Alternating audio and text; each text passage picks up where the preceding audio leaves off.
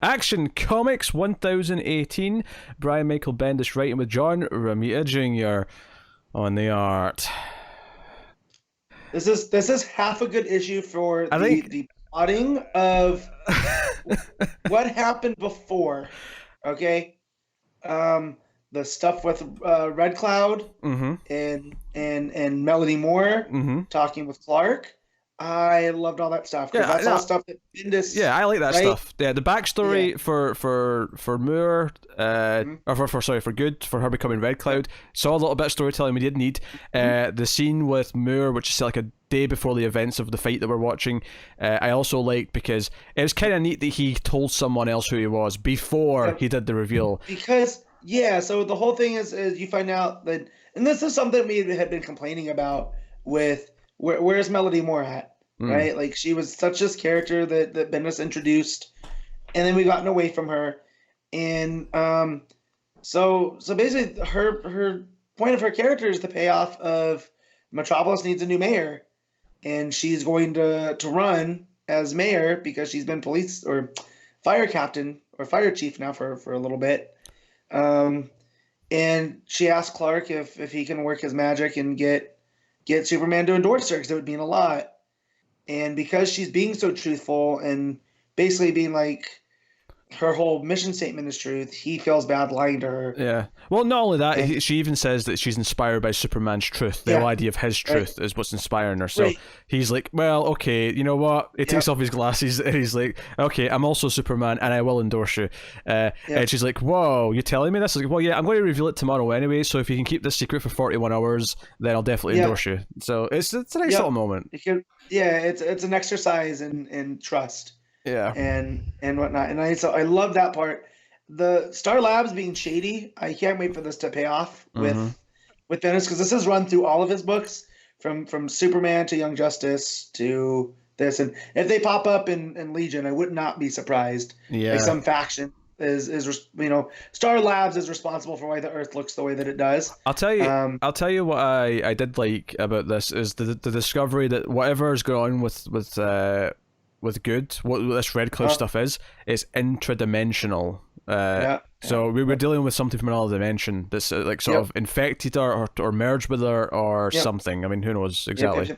It's kind of reminiscent, though. I'm starting to get like Venom vibes of it now, like the way that it enveloped her and like with the gas and whatnot. Yeah, there's no indication that it's got a personality yet, but no.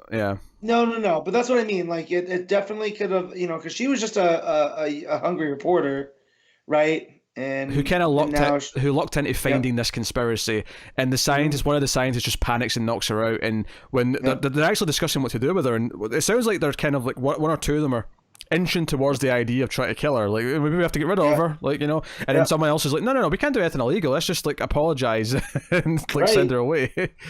Those are all a lot of fun. But so we get her horror movie origin where she gets backed into this scientific device, and it ends up enveloping her, and then she turns into a creature and takes them all out. I like that. And then the rest of the book with the man. Well, she's the villain. She's watching JRJR art. She's watching in the distance. You're kind of skipping to the final beat there. We mentioned you're the villain because before. Well, actually, no, sorry, you're not. Sorry, it's the other thing that's at the end. Because what last issue we had the fight with the Legion of Doom and the Justice League are there. This issue, because we actually see that Melody Moore is being fire chief and helping evacuate and stuff. Because Superman like sort of like yells over at her and says, "Hey, can you try and contain this?" Blah blah.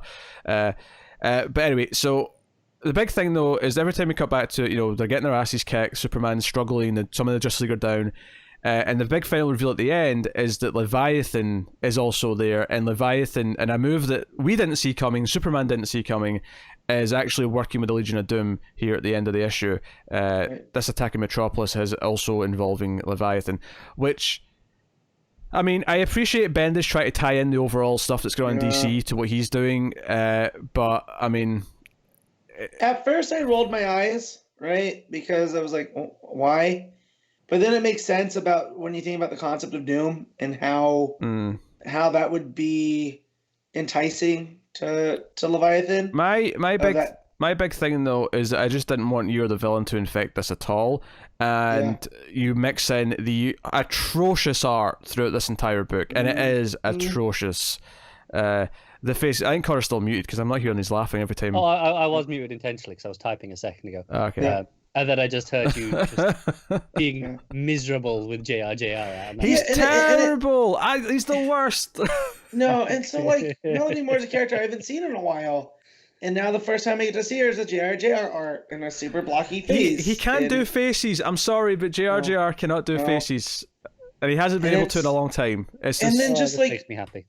The other artists that we've had, like Kudransky, when they do Red Cloud, there's an etherealness to her because she's made of gas, right?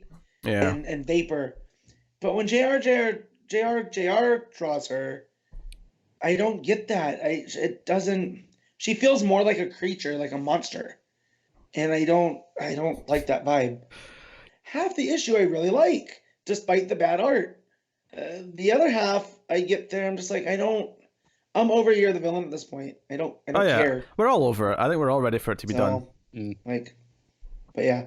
So it is what it is. No, again, I like the Moore stuff. I like the good stuff. It's just, and when I say good, I don't mean the good stuff. I mean the character good stuff. Right. In terms of what the story is, but the actual wraparound You're the Villain fight and the art is just terrible. So it's really hard to rate this issue, Matt. I don't know where you're landing on it. Yeah, this is a 6, and mainly because I liked the Moore stuff and the good stuff, like pizza. But the rest of it, I can't. Painfully low from Matt. Yeah, especially for a book that I love. Mm-hmm. The action was in my top, so not a great start to the year, is what you're saying. No, I think I'm probably going to go with a 6. Yeah. Well, no, because there's parts of the book that I really like, there's parts I don't like, and then I hate the art. You know what? No, I'm going to go with a 5. And I hate to do that because there's parts of the book that I really like. But I absolutely despise the art, and then there's also parts of the wraparound story that I just also really dislike. Luckily, the flashbacks do take up most of the story. I mean, I'd say it's more than half, but unfortunately, the art is just a killer in this one. So 5 out of 10 for me. Even though I do like a lot of what Bendis is doing with these characters. So there's definitely things I like, but overall, I have to go with a 5. See, what I like about this is that he's added so many characters now to the Superman supporting cast. I'm going to include Naomi in that too. Sure. But yeah, but Moore and the mayor and the one lady, I always forget her name. Such a compelling character. Leon. No, I just because she owns the Daily Planet, like the boss, Leon. Yeah. And then all of her generals and whatnot, like. He does a lot of great character building stuff, and then just to bring it, and I just feel like they needed someone to put JRJR. Don't put him here though.